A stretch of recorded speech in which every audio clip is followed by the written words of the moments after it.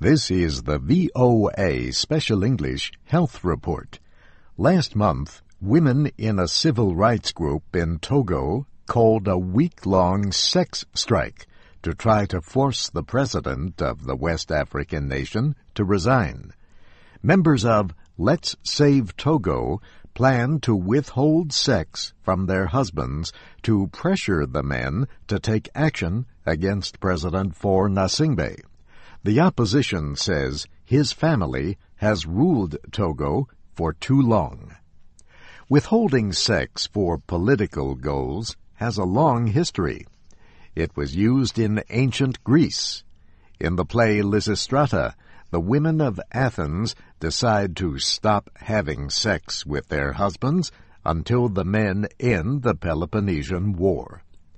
But do sex strikes work? Schwartz is a professor of sociology at the University of Washington in Seattle.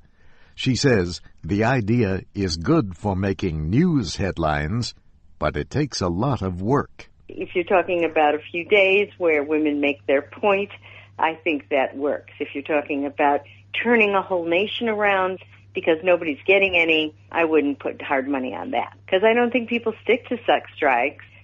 Yes, it's good to bring consciousness to your mate. B, it's probably hard to stick to.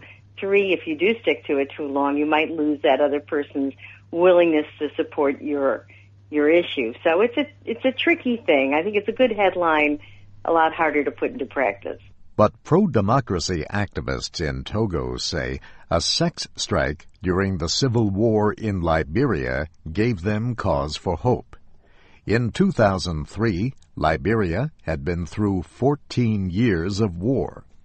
Leaders of the group Women of Liberia Mass Action for Peace organized a series of nonviolent actions. Those included a sex strike. The actions earned the group's leader a share of the 2011 Nobel Peace Prize. Lema Bowe shared the prize with 2 other women, including Liberian President Ellen Johnson Sirleaf. She became Africa's first democratically elected female president in 2006. The third winner was Tawakkul Karman, a women's rights activist in Yemen.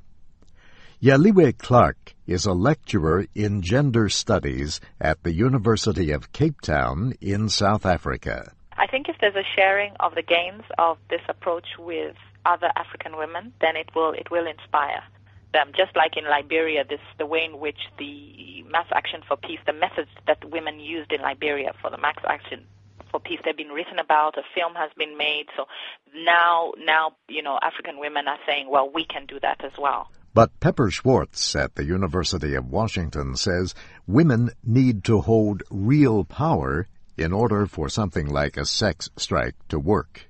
They only work in proportion to the amount of power women have in a society. In other words, you have to have a certain amount of power already to tell your husband no.